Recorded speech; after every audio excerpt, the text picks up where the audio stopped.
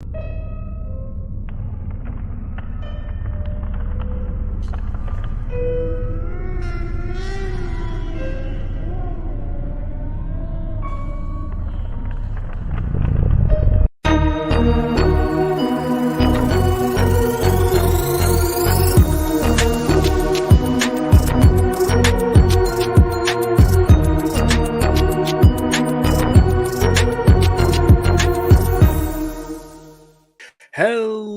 and welcome to a special live episode of Voices from Mausoleum. Steve here, and joined with me today we've got Norin. Hello, everybody. Hello. Norin. Chris. Hello. Here again. Hello again. Yep. I know these lives have been real fun this summer. This is an impromptu one. We are here talking our favorite star, MaXXXine, and the X-Trilogy. The third and final installment of the trilogy just dropped. So bummed. So StreamYard I put together this whole video intro. So we're gonna just roll right into it. A little montage I put together at 2:00 in the morning because I couldn't go to sleep. So let's dive on it. Roll it. Bitch.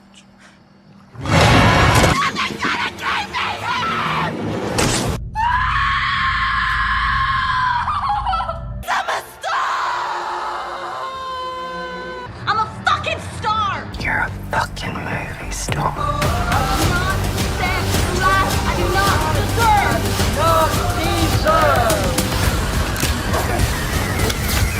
Stop fucking staring at me!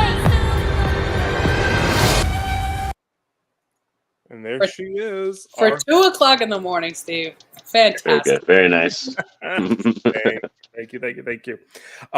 Yeah. So we're gonna do a sort of kind of what we've been doing for our lives. We'll sort of go around. I think we'll do sort of a general ranking of these three movies. I have a feeling ours will probably be very similar, but I'm curious. Let's see if there's some curveballs around here. I don't know. And then we're going to talk about some highs, some lows. We'll take some any thoughts, questions if people in the chat have, what are their feelings on the trilogy as a whole. And then we'll go. Oh, and I kind of want to talk a little bit. This is a curveball for you guys. I kind of want to talk about what you would want to see from the supposed fourth installment. As we go beyond this trilogy. Actually, but before we get started, we got some hellos. Tosh from Sinners to Scoop. Hi. Hi, Tosh. Hey. I love it when people rank things. Yeah, Halloween was so much fun when we did that. You guys had a blast. That was a fun thing to watch. Man, things did not get heated at all. Yes. Trouble in the chat.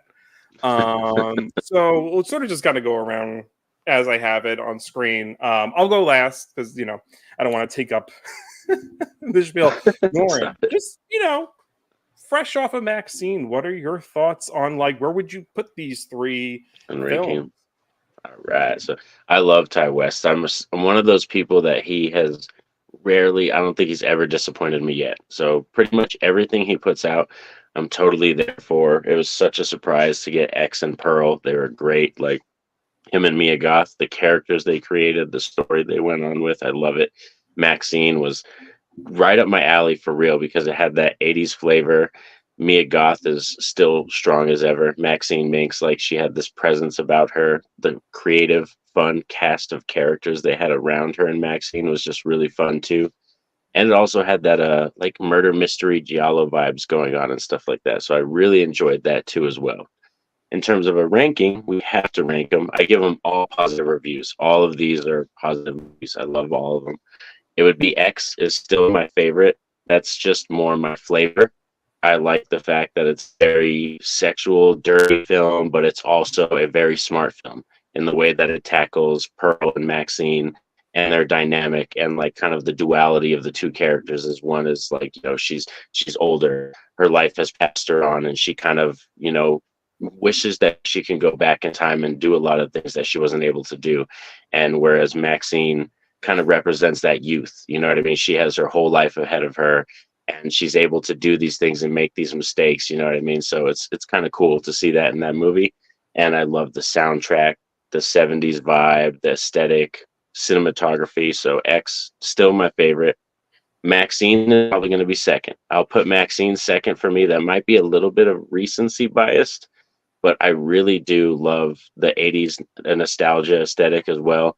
And I think the editing, Ty West, I think did his best editing in the MaXXXine film. I think that one has this flashy, cool style. It seems more rewatchable. Like, I feel like out of all three films, MaXXXine is going to be the most rewatchable one that you're going to want to go to because it's so much fun. That's what I think. And then, yeah, and that's what I was feeling like after I was thinking about him last night. I was like, I feel like in the future, that's going to be the one that I'll rewatch the most. And then Pearl is third, which is not to say that Pearl is a bad film. I think that's probably Mia Goth's strongest performance out of all three films. Pearl is probably, without a doubt, her best one. But it's a little bit more like not as my flavor. It's more of a slow burn. It's more of a character study. And it has that whole Technicolor, like 50s feel to it, you know what I mean? Almost like a sitcom. Like, it almost feels like it's a sitcom. Like, there should be like a laugh track in the background to some of the sequences. You know what I mean? That's how it feels. But like I said, it's not a bad film. It's just the other two are more my flavor, and that's why Pearl's at the number 3 spot.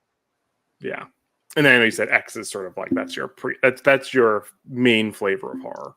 Yeah, and like I love the quote in the film by the cameraman when he's like, "It's possible to make a good dirty film." Like when he's talking to Jenna Ortega, I love that line because that's literally like what X is. It's like this dirty kind of nasty film, but it's got these really cool vibes in it, really good kills, and probably like some of my favorite like fun characters. Like Brittany Snow's character is fantastic. She's so fun. Yeah. Oh, absolutely. Let's do a quick catch up on the chat. All right. No air is safe from Rob anymore, apparently. Tasha wonders why Pearl's husband Howard stayed after he got home and realized she was batshit crazy. I wonder that too. He's coming back from the war though, so I'm sure maybe some PTSD was messing with his decision. He was already traumatized. He was like, this might work. This is nothing. That's just me answered. Some people like a crazy one, a little spice in the relationship. A little murder will do that. Going from crazy. Oh, you guys have the same shirt. Wait, show off the shirt. I'm pretty sure it was a Spirit Halloween purchase. Love it. Nice. That's dope. I love the whole like tarot card shirts that they make. They always look so cool. So I'm always a fan of them. I'd like to see some X-Trilogy art in that style. Would be really cool. Oh yeah. X-Trilogy tarot. In for that. So Chris, you're up next. Where would you sort of put these three? Definitely sticking with Norin. X is top notch. Like, that film is always going to be first for me in this trilogy. I love every second of it. I love the amount of action in it. It keeps you interested the whole time because there's never really a slow moment. Overall, I think Ty West just went balls to the wall with this first one. He was like, this is going to be a cool story, and it's going to be this slasher vibe, but then it's just going to be like an old lady doing it. And everybody's like, yeah, sure, that sounds great. Like, how many movies do we have out there where it's the old lady doing it? And the storyline going with Pearl for it was just beautifully done on why Pearl is killing all these pornos, basically. I'm surprised too. I think people underestimate the old lady, right? And that's why it's sort of look at how it works. I mean, that makeup on Mia Goth was incredible. She looks so fragile. Like, she looks like you can literally snap her over your neck, leg. Like, that's it. Yeah. They made her look really, really. He's little cameo. He's got to join the fun. He joined in the last one too. I don't know what his problem is. But yeah, they did a great job with the makeup department. Everybody was phenomenal in it. And you have to remember, I mean, that was a big movie coming out for Jenna Ortega at the time. That was really big. I mean, her scream alone, as we saw in your opening, that will be one to remember. Iconic horror scream right there. Next for me, I will be off of that. It's going to be Pearl. I go in the way it was released. That's just the way I prefer them and how I liked them. I know there was a lot of complaints about Pearl originally when it first came out because I think people expected the same action packed that X had. I don't think they expected it a little slowed down and more story based, but I think it was very necessary now having MaXXXine out here too. I think having that necessary backstory for Pearl really helped fit those two movies together. And I loved the way that it was more storytelling with the occasional action, obviously. Um, and I think out of all three of these, I will say Mia Goth was the best in Pearl. I think that was one of the best acting like movies she's had so far. And I mean, she's becoming our scream queen now in this day and age. But that movie just set back. She was just phenomenal. The cries, the screams, the facial expressions. I just really loved the way that whole entire movie set up, and I thought it was just perfect. That's why at first, like, we didn't know that there was going to be MaXXXine because they did kind of just release Pearl, and like those two, if you take X and Pearl, they're perfect together. And the way I see it too is if you just took X and MaXXXine, they're also perfect together. So either way, they all blend in some way, shape, or form. Do I think MaXXXine blends perfectly with Pearl? No, because it's off topic. Wouldn't make sense. Yeah. But you can put X with Pearl and then X with MaXXXine, and it's just a perfect blend. And then, unfortunately, yeah, I put MaXXXine lower. I know I talked to Steve about this. I didn't hate the movie. I did like the movie a lot. I think I was just expecting a lot more from how much they hyped it up. I know they were going the whole whodunit route, and that was how they hyped it up. And when I see movies hyped up that way, that's what I go in thinking. So it was kind of super disappointing when literally the first 30 minutes, and you already know who it's going to be. Like, it was pretty spot on exactly who it was going to be. And it kind of sucked too, just like they did have very big name people in that movie, and they presented it as very big name people. And I know the three of us and whoever's watching who has seen it, I'm not going to give spoilers, but like Halsey, okay, that's great, but like, like, but it is very slashery, but toned down, and I preferred more. And I know it was concentrating more on just MaXXXine's way through Hollywood almost. I think that's how they should have presented it, and I don't know why they presented it as something it wasn't really going to be.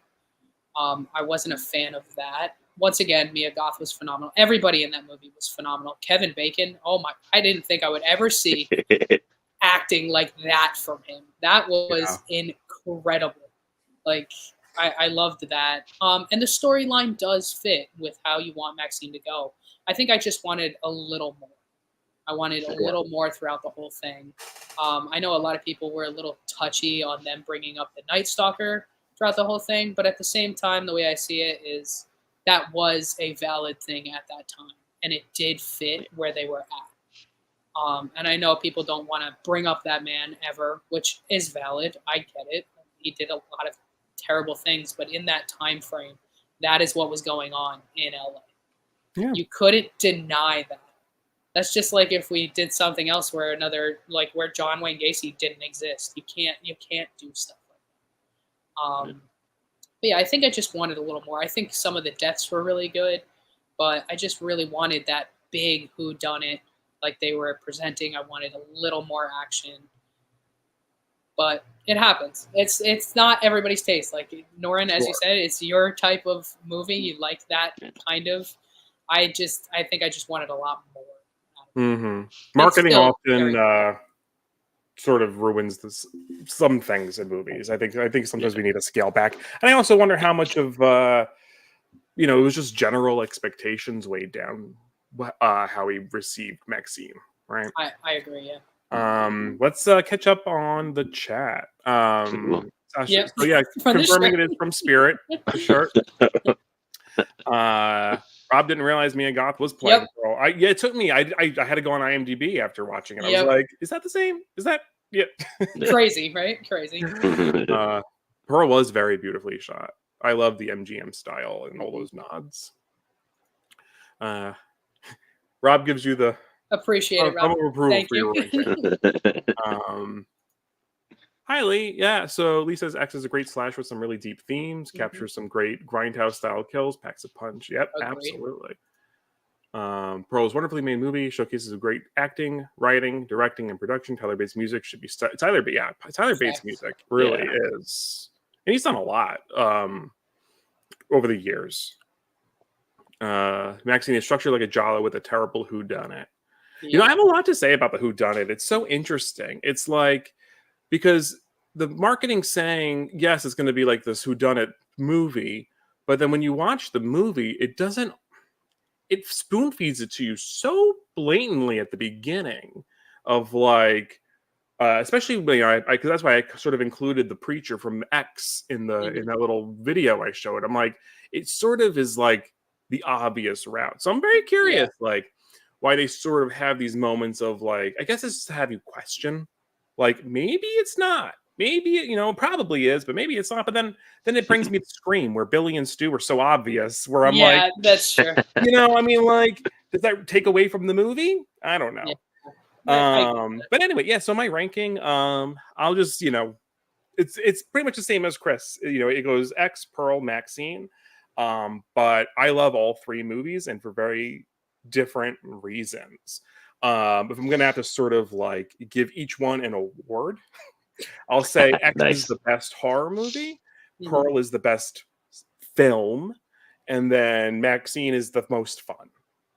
I would say like MaXXXine is probably the most rewatchable, like Norin said.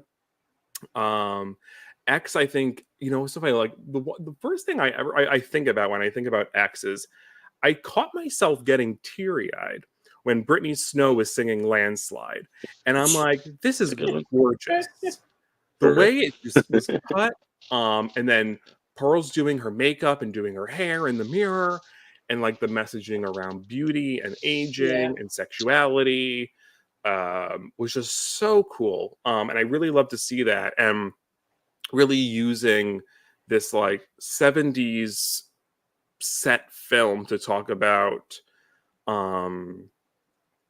lot of modern day issues around sexuality, right? Like my big takeaway from the trilogy as a whole is I love this sort of thesis on like what puritanical mentality does to people, to society, and specifically women. And sort of the idea, so where X sort of takes that and says, it's very sex positive, there's nothing wrong with shooting porn. And then obviously you get Pearl, who's this very repressed young girl who isn't allowed to sort of explore her fantasies and have sex and be on her own. She's left by her husband. And then into MaXXXine, and we sort of see it right from the casting couch kind of mentality of, I love, she gives this beautiful monologue, and then they're like, can we see your breasts? Yeah, that was right beautiful. All right, that wonderful. Part was great. Yeah, No, go ahead. Oh, I was just saying that part was great for real, because there's a lot of people in this horror community that say that like Mia Goth can't act or they're not fans of her, and then when I saw that scene, I'm like, this is like a perfect example. Like, what are you people talking about? Yeah, I think her and Pearl was top. And so so this whole, and then I know, Chris, what you were saying about the Night Stalker thing. I like that the Night Stalker wasn't a main character; it was just sort of background information about the period of the time, right? But then you get the protests about horror in Hollywood and satanic panic, and I mean, they didn't mention it, but obviously Dungeons and Dragons was a big thing at the time too, and people were saying that was causing people to worship Satan, and so this and obviously history repeats itself, and we get a lot of echoes of that even now in the 2020s, right? But so that's generally my order. Is those three. But let's go around. Let's sort of like go movie by movie. So before we just have a couple of chat. We did that one already. Rob said, "Oh yeah, you didn't like Landslide until you heard Brittany Snow sing it." What do you mean? That's Stevie intense. Nicks. Wow. Yeah, how do you That's hate a good Stevie song. Nicks? Yeah. But you have to remember, Brittany Snow is a good singer no matter what. I'm a avid Pitch Perfect fan. Yeah. have it. And you can never take that away from me. I will It never was complain. it was in Hairspray too, right? Yes. Yeah. Yeah. Okay. Yeah, the remake. Yeah. Yeah. Arguably, I will say I've probably watched Pitch Perfect more than I've watched the Hairspray movie. I tend when it comes to Hairspray, I tend to like the John Waters non-musical movie. Valid. So campy. Have you seen that, Norin? That's the one that has what was the lead actress in that one? Ricky Lake. Was Ricky Lake? Yeah, I've seen that one. Yeah. Oh man, yeah, John Waters is nuts. I love. So let's just sort of go. We can go in release order, right? Like, Sure. Highs for X, lows if you have them. I know I mentioned that kind of before we went, live and we were planning this, but don't feel forced to have more than one or the other. Mm-hmm. All right, cool beans. We just start off. Do you want me to start off? Oh yeah. Same order. Okay. All right, cool beans. So yeah, X, which was kind of interesting. It's fun when I watched MaXXXine this time. I watched them in order timeline wise, which I thought was really fun. So I watched Pearl first, and then I watched X, and then I went to the theaters and watched MaXXXine. So I did it in the order it happens timeline wise, which I thought was really fun because Pearl is such a heavy weighted film and it's a character study, and then you go into X, and then you go into MaXXXine. So it's like this. It's a different ride when you watch it that way. But in terms of huge positives for X, my main one would probably be I love the look of it, the cinematography and the style of it. Oh, it's so good. Like one specific scene I would say is probably when Pearl gets her first kill and it's by the car. And then you see it slowly gets more red as the blood drips down on the car light and everything like that. It's just so subtle, like just simple things. And Ty West does it so beautifully. That's why I love his work. It's just so subtle. It's very not in your face, which was different because when you see MaXXXine, it's completely different. It's much more in your face. It's like, here it is, which I think he wanted to do something different with that one. So that's why it came out that way. But X, I love the subtle horror vibes, and it builds tension slowly. So like Chris was saying, it grabs you from the very beginning and you're interested the whole way through because these characters are so fun. The dialogue's really good. It looks good. And then once the horror starts ramping up, the tension gets there and you're on the edge of your seat now because you're like, oh, what's going to happen? And then it just goes off the rails. And that's why I like Ty West too. If you're not familiar with his work, he's very popular for doing that too. He'll kind of tease you with this tension all the way through. And then in the last 12 minutes, it's just like balls to the wall. Let's just go for it and throw everything at the wall and see what sticks. That was the best. That's the best way. That's how that ending is. That final shotgun shot, I blew my own brains out. When she flies out the door, you're talking. Oh my god! I didn't. I mean, I should have guessed it because she literally weighs like 2 pounds anyway. Yeah. I should have known that was gonna happen. But man, when that happened, I was like, oh boy! I was like, yikes! I was like, that happened fast. Oh yeah. But yeah, no, I agree with Norin. That's the best way to put it because I love that tension building up. That's kind of the best part of the whole thing. Plus, Kid Cudi, we have to give it to that man. He was great. Okay. He was fantastic. I hadn't seen him act before. X. Yeah. I honestly could tell you I don't even know what he looked like because I didn't really follow his career. I was like, oh, I mean, I know of you, but and I think they came up with some great kills. I think those kills are so much fun. Like Brittany Snow getting chomped by the alligator was just a blast. Like we knew it was going to happen because they, like Norin said, he teases everything. So you had that foreshadowing all the time. That alligator was already there, always there, always there. So you knew as soon as somebody fell in the water, it was going to be alligator food. And I think the end of just Pearl dying, I think that was just a sit-down moment where you're like, wow, she went through all of this. And now it hurts a little more when you've already watched Pearl because you know how horrible her backstory was. Like, she kind of had a really rough life in Pearl. So now when you rewatch X and she, MaXXXine kills her at the end, you're just like, oh, that kind of hurts. You're like, that kind of sucks. Yeah. You feel it a lot more. And that's another reason why I love how Ty West connected them beautifully. I'm happy that he did a backstory on Pearl and didn't just jump into future and future and future. It's rare that we get movies that just go back. A lot of them are usually starting where they start and just keep going forward, where he just was like, you know what, screw it, we're going to go backwards and then go forwards. Well, and the way that he like did those movies back to back is so cool. That A24 was just like, you want budget for 2 movies? Here you go. A24 is like, here you go. Here's another movie. Here's another movie. You want to do a prequel, sight unseen, you know, no box office to go off of? Have fun. I think they probably noticed after X did so well, because you have to remember, X came out, when was it, 22. 22, right? March of 22. It's crazy that I remember that, but I remember walking out of the theater that month being like, this is a top 10 horror movie for me, and that rarely happens for like a new release to be so certain. And it's because we haven't really had a big like 70s type slasher like that in a while, so it fit nicely. Yeah. And for 2022, and from hooking people from the beginning and having such an action-packed. Sometimes there are a lot of horror fans that really like action-packed. I can do either or. I can do action-packed, or I do like a very good storyline. Mm-hmm. But X was just so action-packed, and I think that's why the people loved it. And, Yeah. I mean, A24 would be stupid to tell Ty West, no more.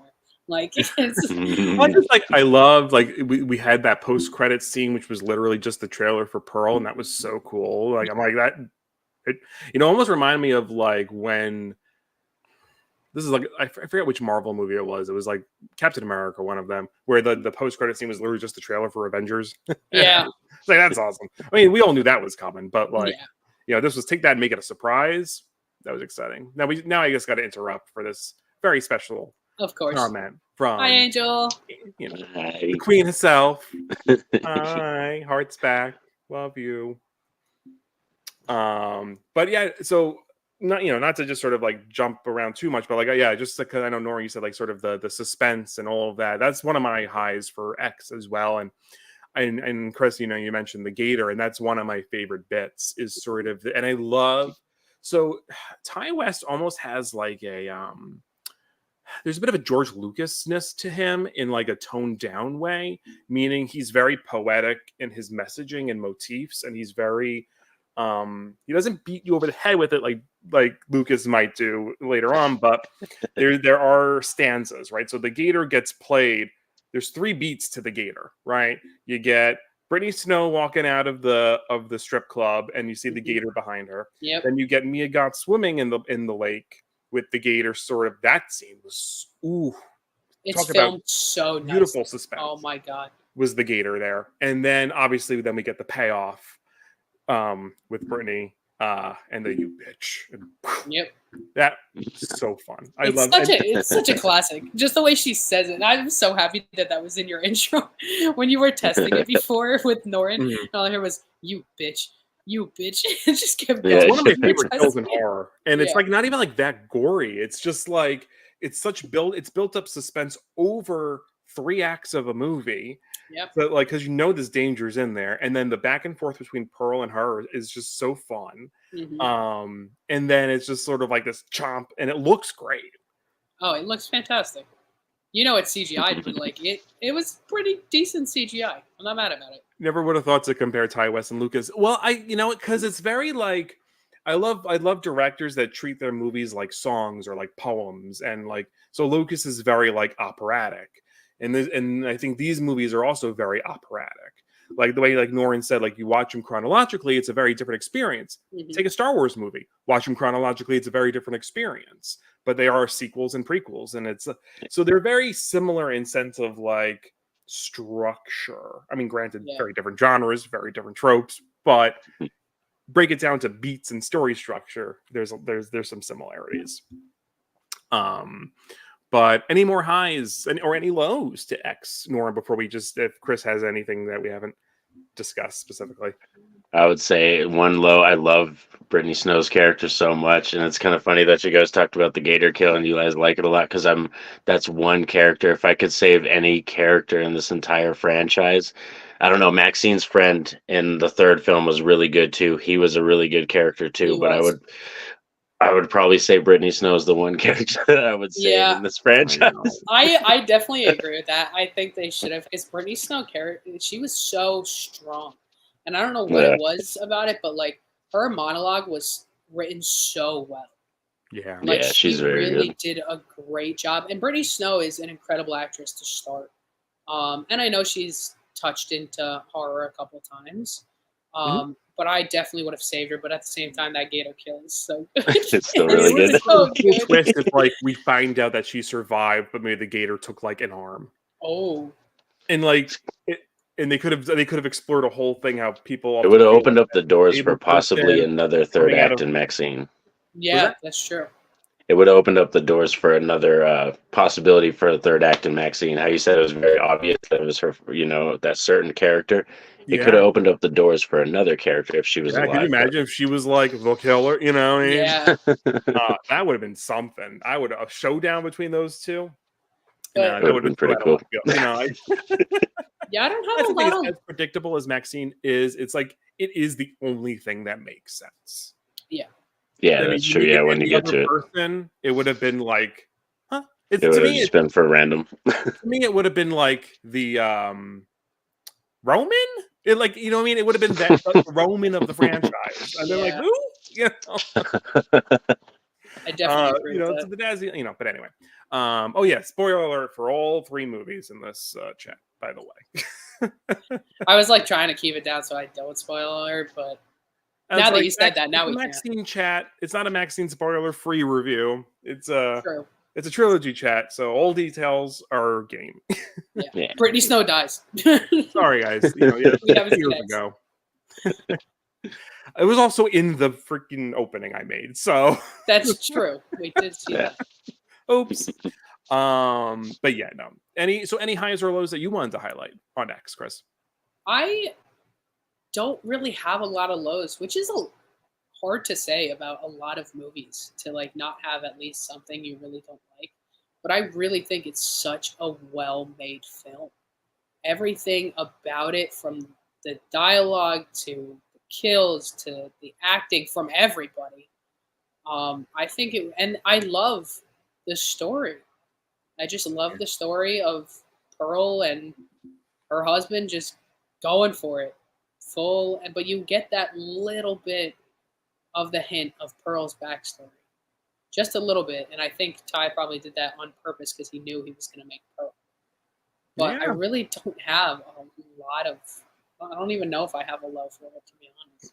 Totally. Like I said, don't feel forced to bash. Yeah, you don't want to I don't- bash. I don't have it. Very much feel the same way. There's really not a lot to, you know. If anything, I wish they also maybe gave Jenna Ortega a little bit more to do.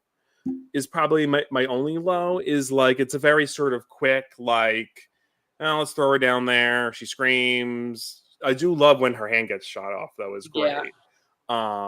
And then it's And a then very when she quick. gets She runs and shot. Yeah, Yeah. kill her. you know, I wanted maybe a little bit more of like some more battles, but you know what? Then maybe that plays out. That might be too screamish, right? Or it might be too like some other slasher. You know, like it's okay to be its own thing, right? So they don't necessarily have to copy anything else. But you know, other highs, like again, so sort of like the poetry that I was talking about, and so this is sort of I'll mention it here because it shows up in all 3 movies. The barn door. I love that the barn door opens for X and Pearl, and in MaXXXine we get the studio door, and it's a really cool, like again, stanzas, poetry, things repeating. I love that bit, and like the little nods that you were talking about, Chris, too. I love seeing the buggy or the car in the lake, in the bayou down there, right? Swamp, not a lake. Yeah. And then like so those other little things. And so yeah, I don't know. I'm trying to think of there's really no negatives. I think all the kills are cool. Can't forget Maxine's quote. That comes up. That comes up too. Her quote. Can never forget it. Yeah, because you have to remember she says it. Right. Well, yeah. I will not accept a life I do not deserve. Right. Yep, she says it in X, and she says it in Maxine. In MaXXXine. I'm a star is in all 3. Oh, phenomenal. And and it's in so many different ways, which I love about how. Hold on, the cat stuck to me. alone. Oh. Because I like the difference in each one. So X, she's very straight in the mirror, says it. In Pearl, you have so much more emotion, Desperation. desperation, tears, everything. And then MaXXXine, it elevates because now she's not just a star; she's a movie star. Mm-hmm.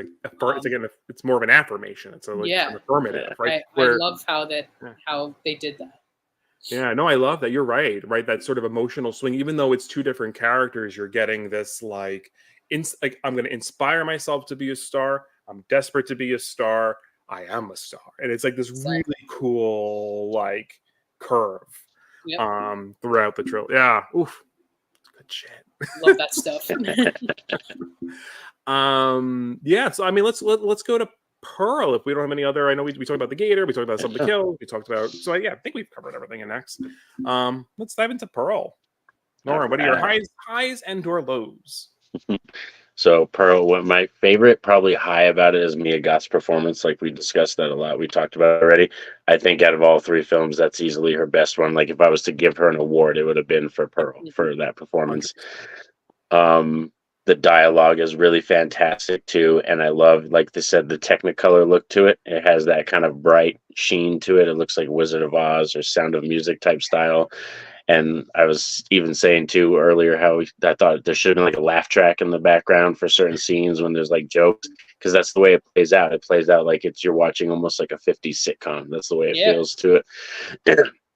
And then there's another thing I really liked that I thought was fascinating was the pig. When her sister-in-law comes to drop off the pig with her mom, and then how it slowly starts to rot throughout the film. I love the representation of the pig is like as slowly as things get darker and darker and heavier, like, the pig rots more and more. So I love that too. That's another fantastic thing. And like subtle things, like I said, Ty West, he's very subtle with these things. And then Pearl, he's still doing that where he's just laying these little eggs, very subtle things. The alligator and the baby is like when she finds the eggs, you know what I mean, and saves the one, and then but can't help but go up there and then just like, and squeeze it. So it's like, so yeah, there's certain things about that character that are just great to watch.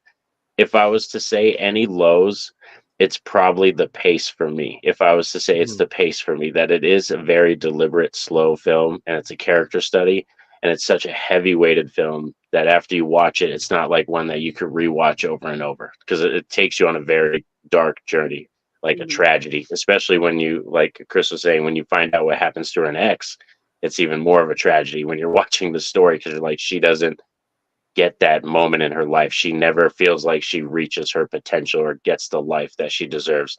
So it is very tragic. So this isn't going to be a movie that you're going to rewatch over and over. And that would probably be my low, but that's a softcore low because it's still a fantastic film. It's just like I said, it's a very deliberate, slow character study that they wrote for that purpose. Yeah, absolutely. Yeah, you can't sort of shake it for what it is, right? That's just sort of, I guess, what it's really needed to be, right? But that's, absolutely. But I do recommend to people totally take the journey, like I said, that I did watch this one first and then go to X and then go to MaXXXine, because it does feel completely different. Watching it like that, it has a different feel to it. Oh, I'm sure, right? Because I mean, literally, because they are period pieces. It's like you're sort of are watching like an MGM, Wizard of Oz, Technicolor. Then you're going to like this grungy 70s, and then you're going to this flashy 80s. So it's sort of like you are kind of, there's just so many little nuggets and little like ways to experience it because of that. Yeah, I think what's funny is Ty West actually told Mia Goth to like keep rewatching Wizard of Oz because that was the tone that he was going for this movie. And it makes so much sense. And I'm pretty sure, if I remember correctly, I think Ty West actually wanted to make this film in black and white. But then A24 was like, So then I'm happy that he went from black and white to the vivid, bright colors because it just fit. You do feel like that Wizard of Oz kind of vibe. They could have done what Wizard of Oz did, was to do like some sort of half and half thing, or not even like a third and 2/3 thing. Like, which I'm very curious why A24 didn't want black and white, especially when they have movies out that are black and white. Like you literally put out The Lighthouse. Well, The Lighthouse was black, and The Lighthouse is phenomenal. Why it doesn't matter, but I guess they just kind of wanted to keep this trio bright. Yeah. And I think it's just so funny that these two were filmed like basically at the same exact time. Yeah, same set. I wonder. They were secretly filming Pearl while they were filming X, which I think makes me laugh because they were like, "Yep, this is it." Yeah, because I think COVID shut them down, so they got stuck there. They couldn't travel, I think, and that's what Ty West said. So Mia Goth and him basically they rough drafted and did the whole script because they were stuck there for a couple more weeks. Yeah, I love that they tied the pandemic into. That's true too. Yeah, because of the flu in the 30s, right? It was the 20s or the 30s. 20s. It was the 20s. Yeah. Or was it even earlier? I thought it was maybe the teens. Trying to think. When was I think actually it might have been 1919 or like 1918. Might have been the actual year. 1918 to 1920 was the flu pandemic. Yep. Okay, so yeah. On the cusp, right? Because that's sort of which makes sense, right? If we're heading into the 20s, that the sort of exciting thing was like these very almost flapper-esque dancers on the big screen, right? So that does make sense. But it was 19. No, definitely. I think it was 1919. It was 18, 19, and 20 was the pandemic. So, interesting that it ended in 1920, and there we were in 2020 at the start of getting COVID. Yeah, our experience. Yeah. So, but it wasn't like it didn't take over Pearl, right? It was like the subtle nods, like she went in with the mask, and it was just sort of like a part of their everyday life, Yeah. But yeah, any other highs or lows, Norin, before we give Chris the mic? I'm good. Chris, take us away. I agree with Norin on all his highs too. It's 100% Mia Goth's best performance out of all three of them. It's I've seen a lot of Mia Goth films. I think that's probably one of my favorite performances of hers in general. I think it beats out every other movie that she has right now. I love the way it was filmed. You get so much backstory. See, I'm opposite of Norin. I prefer that backstory for Pearl because it was necessary. That's what you were going in wanting. They didn't hype it up as anything else. You knew what you were going in. You were getting that backstory on that old lady. And I loved how much detail they went into it. And you really go through the heartbreak that Pearl went through of never making it. And all the emotions that she had made you emotional because you're just like, oh my goodness, this poor woman can't catch a break. And then you like sit there, and I remember sitting there halfway through like Pearl, what I saw in theaters, and I'm sitting there halfway through, and I was like, wow, I was like, I totally understand why she killed all those people in X. Like, it makes so much sense. I was like, you can't even be mad at her anymore. You can't even be mad at her. I do think my low would be, I think I wish I saw more aggression, like Pearl's aggression side. We saw bits and pieces, but I think they kind of clearly have a decent gap from the end of Pearl to when X is, obviously, because she's so old. But it would have been nice to kind of see her decline towards the end of the film, just to really show where she gets all of her aggression that she shows in X. Like flash forward a little bit? Yeah, like flash forward a little bit just to see how declined her mental health went. Yeah. Just to really show all of that and why she was like that in X. Like, you do know that she was like that in X because she never got her break. She never did that. But you never see how mentally draining it actually like did to her over those years. Yeah. So I think that's like the only thing I really would have wanted. There also weren't, I don't remember a lot of big names being in that movie either. I think up and coming, you know, her lover is going to be Superman. Yes. Yeah. But I mean, like, they really just was like, Mia Goth is good enough for this. That it's the only big name we need, Hmm. and they kind of went with it. And they really, I thought the way they filmed it was great. I loved the vibrant colors. I kind of wish they showed just the decline in her mental health. I think that would have really expressed more because obviously Ty West is trying to do that throughout, like you were saying, Steve, about how the industry affects women, how just people affect women. Mhm. And I think that one just kind of lacked just a little bit with that. It's a little more subtle, right? With oh, did we lose our buddy? It's a little more subtle, right, throughout Pearl, and it is like the beginning of her decline. Obviously, she had Yeah. had these feelings before, and like her mom has like hints at like, I see what you do when you think I'm not watching, right? Like, Yeah. there's sort of like it has been sort of going on, but like we don't see it. Yeah. What I mean, that also kind of leads to one of my theories of like what the supposed fourth film might be. I mean, I don't know if they want to go back to Maxine and Pearl, but if they wanted to, they could pick a different time period of film and tell her story through like, here we are in the 1919s, like so going from MGM Technicolor, we could then go into almost like this 50s or 60s Betty Davis sort of whatever happened to Baby Jane kind of story, where it's Yeah. like they could go into that genre of film and sort of maybe do like an aging but not quite elderly Pearl, like maybe in her 50s, Yeah. who's sort of like this aging housewife at this point. There's some feminist movement going on around her, but maybe she feels like she can't latch on to that. Yeah. And so there could be there's a chance there, I think, but I don't know if they want to go back to that well. I have other theories for what they could do, but we'll get to that after we wrap up Maxine. Any other thoughts? No. Yeah, I mean, my favorite bits of Pearl. I love the dance sequence. It's just so cool. With the dancers and then the bombs and everything, all that going off, and is just really interesting and really just dynamic and beautiful to watch. Mhm. I love her relationship with Mitzi.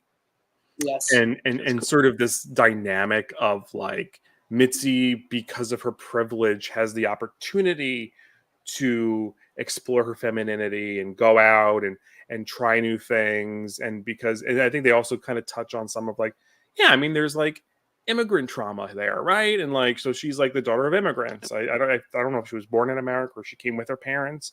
But it's a lot. There's a lot there that they explored, which I thought was very fascinating. I loved the obviously this is a trilogy about film as well, and so her little moments in the projection booth and are really cool, and her sort of seeing like OG porn for the first time is Yeah. really cool. That was crazy. Yeah. Yeah, like porn from France on these like 8mm. That's not Super 8 yet because that came in the 80s. So I don't even know whatever film that was. But yeah, I'm trying to think of any other big bits. I thought the kills were great. They weren't as like over the top as maybe the rest of the franchise, but they were very like, I feel like tonally they fit like the time period and what they were doing with the story itself. Yeah, definitely agree. Yeah. Outside of that, I think we can go to let's see what Rob chimed in here.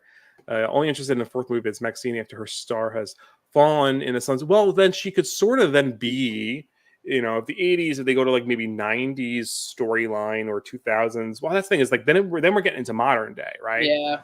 And that might be interesting. I don't know, like her like latching on to the fame in some way.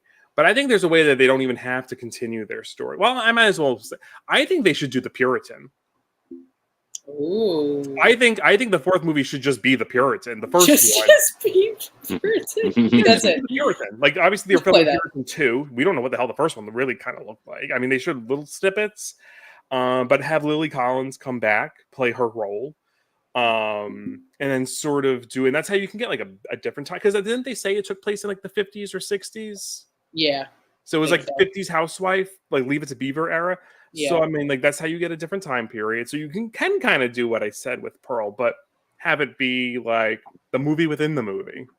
Yeah, you could have Pearl going to see the Puritan. Pearl can go see the movie. You know, that would be really interesting. I don't know. Because Puritan is supernatural as well. So I don't know if they want. Well, that's the thing is if it's the movie within the movie, you are then free to do different things. Without compromising the realness of the X trilogy. You know, but let's dive into MaXXXine.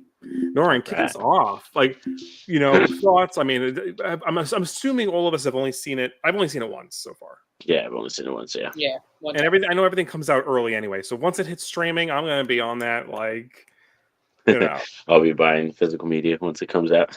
Yeah. Well, that's the thing is streaming, but then I'm gonna have to get the 4K. Well, there's no 4K in America for any of these. Nope. Not that I know of. Yeah, as far as I know, they're all on Blu-ray right now. Yeah. Blu-ray or DVD, and that's it. I think I heard that the UK, got a 4K for Pearl. That's depressing. I don't know. Someone else. We have that. I don't know. They don't like us.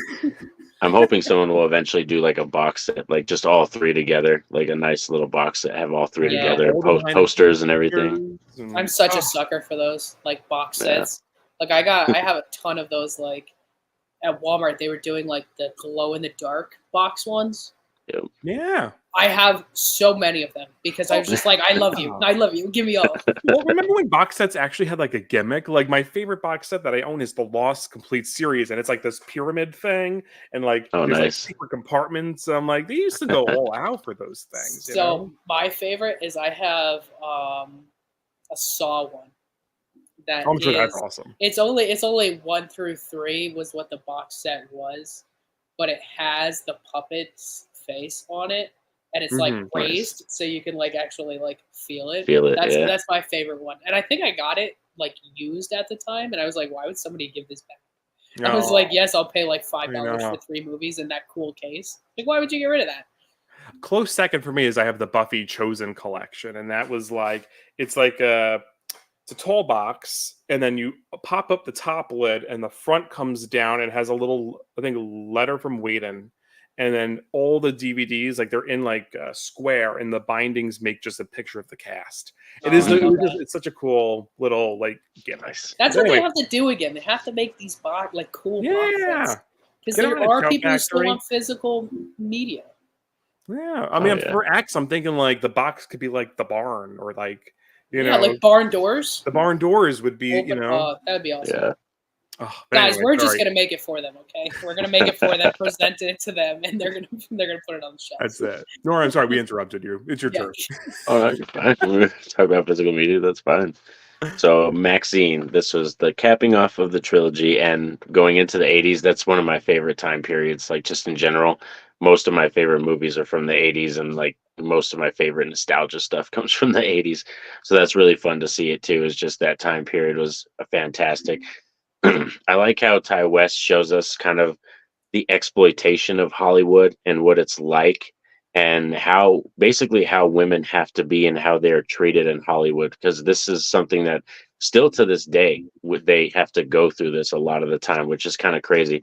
So its example is the director. Like you see the female director character, and she's very like the way she presents herself, the way she dresses, and she has this very certain attitude that she presents, you know what I mean? Like walking around like, no, this is my stage, this is my project, be here on time, all this stuff. So that's represented there too. And I like her relationship with MaXXXine, which that I kind of wanted a little bit more of. That could kind of be one low right there, is that I wanted a little bit more between them two, because I thought they were fantastic. Their chemistry together on screen was great. Compartmentalized. Like she doesn't like really get to the set of the movie until like a good chunk through the movie.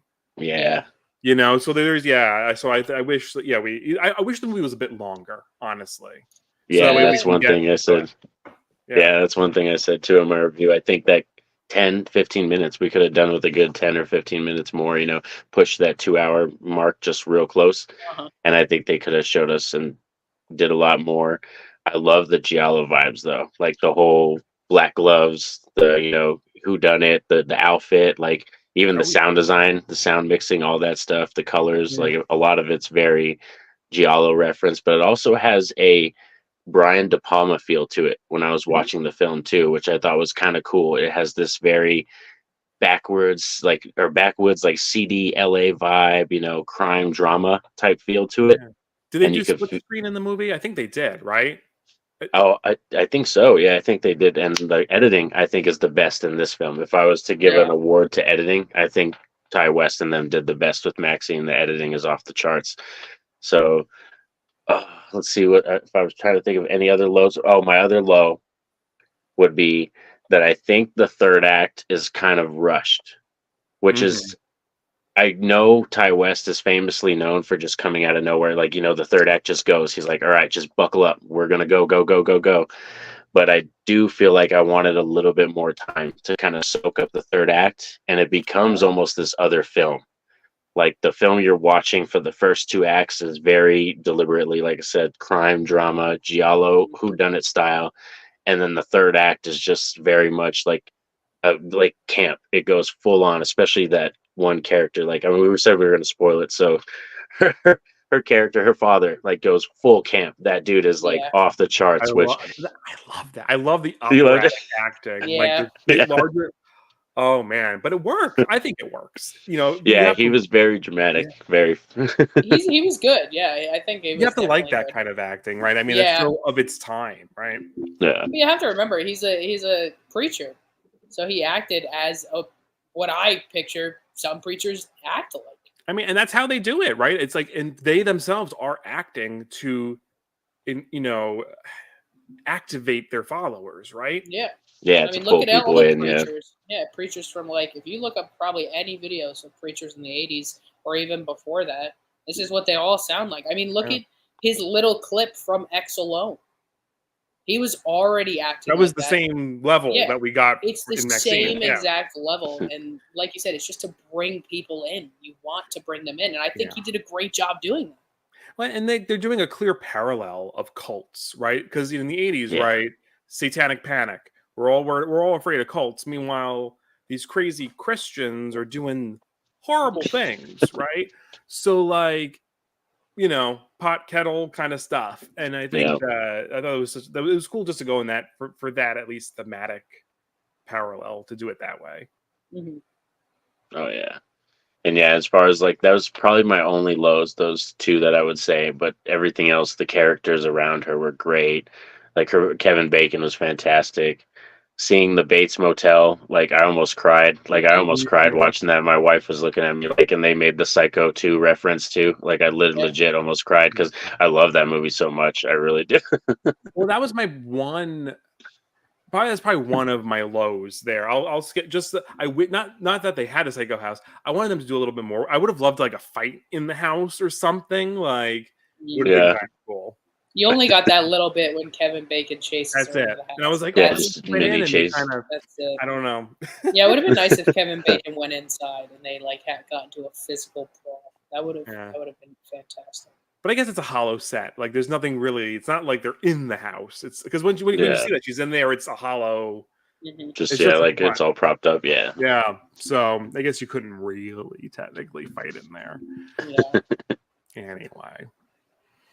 Any other big favorite moments from MaXXXine?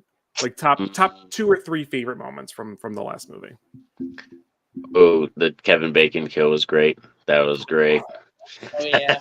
Yeah. That was another kill, and just the sequence setting up to that, how she's doing her makeup and getting ready, and then her lawyer, her agent, how he's just like all there for. He's like, "What are agents for?" And you just, I was like, "Oh my god," that was very like Goodfellas, like I said, Brian De Palma type feel, like gangster feel. That whole sequence felt like it was out of a mob film. Yeah. Well, they did do a Goodfellas reference. Yes, they have a lot of references through the porn shoot. Yeah, the one take, and she goes through like the speakeasy or the back bar, and then ends up in the shop. Yep, that was so cool. Yeah, I'm like, oh, that was so good. And I was like, all I kept thinking of was the song. And then he kissed me is used this song that usually. Yep. So yeah, I think this one it's very special. And I love it. Like I said, in terms of rewatchability, I think this will end up being the most rewatchable one because it's just so fun. And Maxine Ming, seeing her get that triumphant, like, I am a star now. She gets that moment. So it's not like a tragedy story. if we do get the fourth one, they could take it a different route. But at the end of this one, it's much more of a satisfaction thing, and she's at the place that she wanted to be by the end of the film. You know what I mean? And she squashed her past. You know what I mean? Like when she says to her dad, she's like, "No, you gave me everything I needed." And, Yeah. and you're like, "Oh crap!" Yeah, you're my story. You're the thing that made me famous. That's great. Yeah. Anything else before we? That was all. Yeah, that was all. That was good. Right, you're next. I'll start with my low. I think I said a lot of my lows before. Like I really hated how much they hyped it as the whodunit, and then just didn't. It's the marketing, dude. I think the market, like, yeah. it's a shame that sometimes we get really good marketing for movies. I mean, look at the marketing for Smile, the marketing for Long Legs, that kind of stuff. And I thought they did a great job with this simple marketing for X and Pearl too. It was very simple. This one, they just did it completely wrong. Why did you do it that way? You kind of like, I was so hyped that there was a other killer other than the Night Stalker out there. Yeah, who's doing something, and then we start watching the movie, and it's just not like we understand what it was. And like I said, in the first half hour, you already know who's doing it, and you're like, oh, okay, I guess that's cool. I agree with you guys. I think if they went an extra 15 minutes, that end was rushed a lot. It was kind of just pure chaos at the end. I wish they just pushed it just a little longer. Maybe they could have dragged out a little more, had a little more explanation on everything. I think they had some great references throughout the whole entire thing. It fits beautifully in how we expected MaXXXine going into Hollywood. Yeah. When we saw X and she wanted to go to Hollywood, you knew this is how it was going to go. I was very disappointed that Leon was killed off. Like Norin said, that is a character that I probably would have saved because that guy was chill as hell. He was the best. I don't know why. Like, I get it why he was killing. Like, you could tell that their dad was literally just killing off all the people that were in her life. That was the way he was getting turned. It's all around like, her, yeah. Just going through all of the people that are close to her, I would say. Because he knows that she's in Hollywood. You're only going to know a few people right at the beginning. But yeah, I was bummed about Leon. But I think the soundtrack for it was phenomenal. I do like the way it addresses how women are treated in the movie industry. And going back to what we were saying about how people are still dealing with that now, especially when, I mean, now it's men and women. And I know people have all of that hate against porn stars and stuff like that. I mean, I think now it's more of a actual profession compared to when it was back in the 80s. Like, it was a more professional thing where, like, now you can survive in life and even be rich on that. But I like that they touched going from the 80s where, okay, like, you were kind of a whore if you were doing porn. And you could tell that that's not what MaXXXine wanted to do. She wanted to make her money at that time, but she wanted to be a movie star from the beginning. She just wanted to be famous. And you could tell that hate from that because of how the director treated her in that one. Why can't I think? The one, not interview. Audition? Yeah, her audition. I don't know why I thought of interview. When you said Steve, but like, oh, okay, like, that was a fantastic performance. Let me see your boobs. And that's exactly how it was. And that's still how it is sometimes and how women are treated. And Ty West did a great job in this whole entire trilogy, just showing how women can be treated in the industry by other people, like, who don't believe in what they're doing. And I think bringing in the Christian cult thing, I think that was... Horror movies have done that before, but Ty West was like, you know what, it's 2024, I'm going to do it right now too. And I know that could be a very touchy subject for people because a lot of people don't want to believe stuff like that ever existed. But look at how often it existed back in the Oh yeah, Waco. I mean, like this is the You only. got Waco, like you have all of that. We've had cults forever. Look at we still have cults. The satanic. Yeah, we still have a ton now. You can go online and look. Yeah, we still have tons now. I think more now because of the internet and because of how many influencers and stuff they're out there. Connecting people easier. And I'm happy that he touched on that Mhm. while also bringing in the Night Stalker satanic panic. Yeah. Everybody at that time, I mean, we all should know. If you don't know, highly recommend go watching The Night Stalker on Netflix. It's fantastic. A great documentary. But we all know how much harm and alarm Richard Ramirez caused in LA at that time. Mm-hmm. And Yeah. I know they didn't concentrate it fully on him, but the whole going like dabbing in every now and then, I think it fit the movie perfectly because you have MaXXXine who's trying to survive in LA, but is also terrified about Richard Ramirez running around because that's all the news articles say is just about that. And then having it counteract with what her dad was doing. Like I said, if I didn't know that it was her dad and they didn't make it very obvious, I think it would have been more enjoyable because I think they did a great job with that whole. Well, there's Richard Ramirez, but then there's also this one who's kind of playing it off like he's Richard Ramirez. Oh, sure. Yeah, like he, opportunist. Let's just make it look like it's well, that's the thing. It's all about scapegoating, right? Mm-hmm. And like the idea of like puritanical idealism and how it like permeates Americans. I mean, this is a very American trilogy, right? We're talking about. Yeah. You honestly could make this. You could say this is like American Horror Story, the movie series, right? In the sense of like the anthology, different time period, right? But like, yeah, so this idea of puritanical ideas, like, and how that those expectations are put on women, how they're allowed to express themselves, experience their sexuality, in whatever form, and I love that literally the movie that they're working on is called The Puritan. Like that is sort of like like that sort of drives it home there. Yeah. And then this idea of like the satanic panic is sort of it's all scapegoating. Oh, it's horror movies. Oh, it's metal. Oh, it's D&D. Oh, it's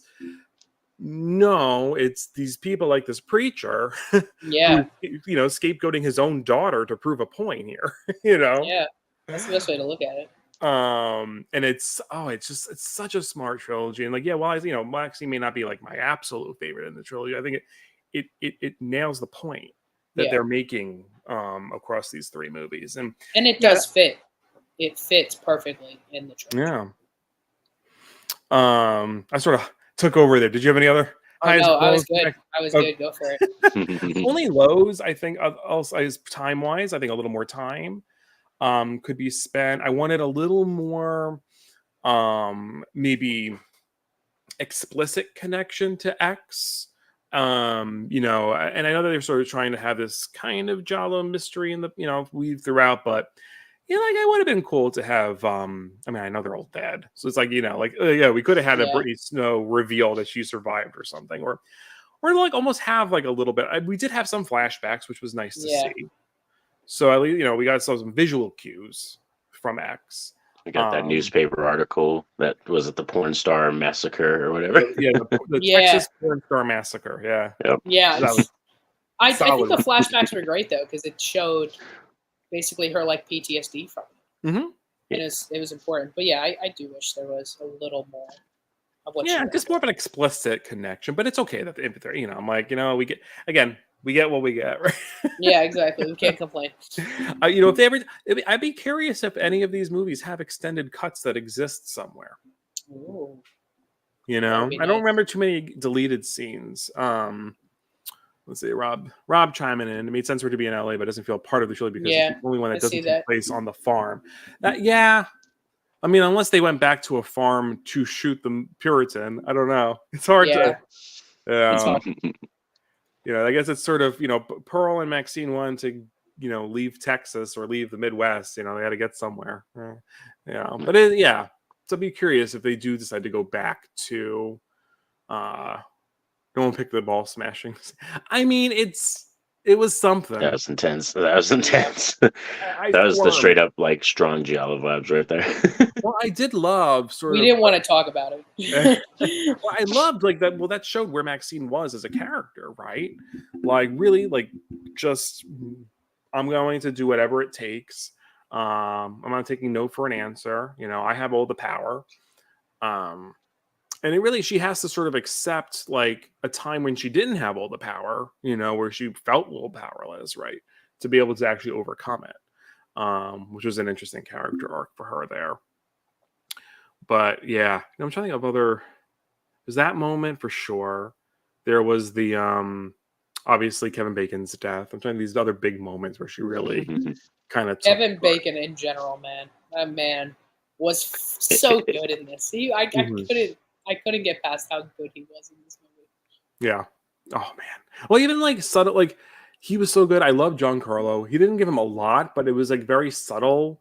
It was more subtle acting with him. With he didn't have a lot to do, but he did a lot with what he had.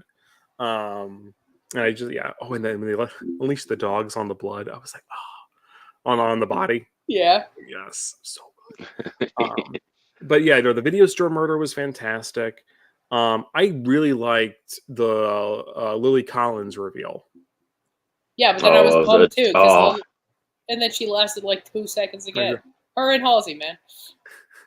I know.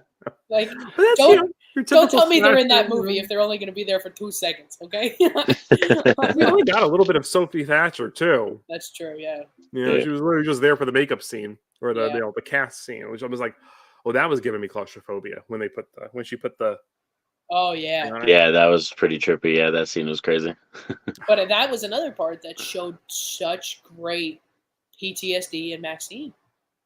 Mm-hmm. It was such a great set. Like, it's such a shorter scene. Yeah. And you think that it's not really necessary, but they were so good at just giving her those flashbacks and literally putting her into a panic attack to show how much everything that happened in that X movie haunts her. Yeah, yeah. And she's trying to get past it, but I thought they did a great job with that. So I gave my 2 thoughts as far as where they could go with this supposed fourth film. Like either they do the Puritan, do a middle-aged Pearl, or and Rob gave us the aged MaXXXine. Are those sort of the ideas you guys would want to see? Have you thought about something else that you think they could probably do? Maybe with similar themes, but do something different. What do you guys think? Norin, if I was him, I wouldn't do a fourth one. If I was him, that's just me. Like if I was Ty, I would be sitting on his shoulder, like that voice, like don't do it. But yeah, you're running the risk of possibly gonna run it into the ground after this. But if I was to commit and I was like, all right, we're gonna do this, let's bring him back and do a fourth one. To me, like how Chris was saying, it would be more interesting to go back to Pearl because I think MaXXXine has completed her arc and her thing. And I'm fine with where she's at. I don't really want to see MaXXXine take a dive or go into a tragic route. I don't want to see that. So me as a person, I would rather see the mental, like what happened to Pearl, going through the mental anguish of just taking care of the farm all the time, being with Howard, eventually, because I'm thinking she obviously killed some other people in between that time. That's what I'm thinking, that she obviously did some there. That wasn't one of them. What? Yeah.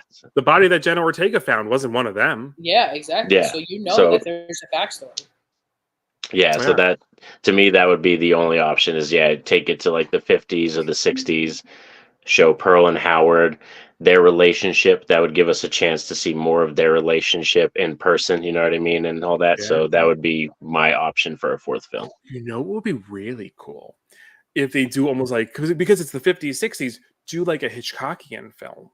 And like maybe she decides to run away, and I'm almost thinking like Marion Crane sort of moment. Maybe she flees, and there's this whole sort of moment where maybe she is face to face with, say, a Norman Bates-esque character, but because she's Pearl, she flips it, survives, and then ends up going back to Howard because she's like, "Oh, well, this isn't working out." Yeah. That would be an interesting story. Chris, what do you think? Yeah, no, I 100% agree with Norin. If we weren't joking about that whole like 50s, 60s, it would have just been like, no, Just stop. Don't keep going. We have all seen franchises do so well in the first couple movies and then just plummet. These are three very top-notch films. There's not Yep. one bad film. This man has made so much money off of it. Just put it up on the shelf as your prized possession.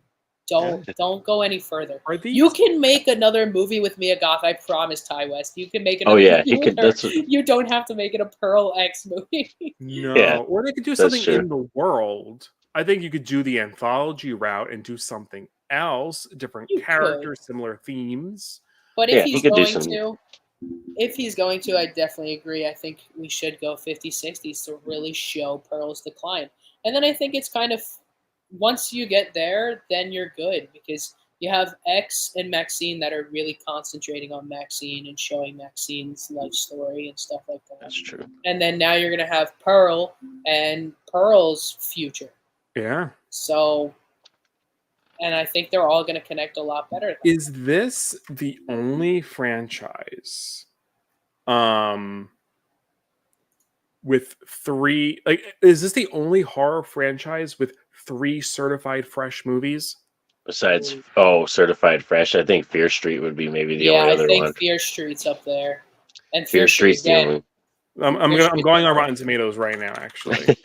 Yeah, I think 'Cause a lot Fear of- Street might be. Fear Street Yeah. has 3 certified fresh. Okay. Yeah. And then I'm trying to think, what other franchise you think might have certified fresh? I don't know. That's rough because, like I said, every other one has gone more than 3. Like I can't. I'm And trying they've to gone think of. downhill. Yeah, Right? So Fear Street all have films in the 80s. you could try Scream. Scream might be the only other one. Scream, maybe. I think Yeah. Scream 3 is not fresh. Scream 3 ruined it for everybody. That movie. That's for So a much. different video. Scream 3 has Yeah. I 41. hate We that won't talk movie about so much. Oh, and Romans Scream hate. 4 is not certified fresh. Oh, Scream wow. 4 is top That's notch. interesting. So Scream 4 has a 60 and Scream 3 has a 41. The only certified 60. the certified fresh ones are 1, 2, 5, and 6. Who do these Rotten Tomatoes think they are giving Scream 4 a 60?